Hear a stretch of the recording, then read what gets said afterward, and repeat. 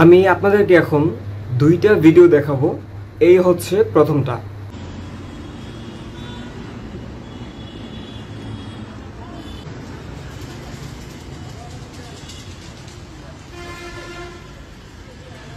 মনে হচ্ছে এটা কোনো রাস্তা না, এটা হচ্ছে একটা ডান্স স্কুল। এখানে ডান্স শেখানো হয় আর উনি হচ্ছে এখানকার শিক্ষক। এবার দ্বিতীয়টা দেখুন।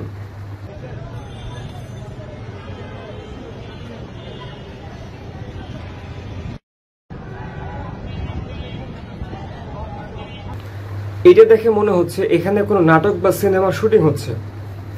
এই ধরনের দুই একজন মানুষের এসব কর্মকাণ্ডের জন্য ছাত্ররা, শিক্ষার্থীরা নিরলসভাবে যে পরিশ্রম করে যাচ্ছে, তাদের সেই পরিশ্রমগুলো, তাদের সেই ভালো কাজগুলো ঢাকা পড়ে যাচ্ছে এবং তাদের সকল কাজ প্রশ্নবিদ্ধ এবং বিতর্কিত হয়ে যাচ্ছে।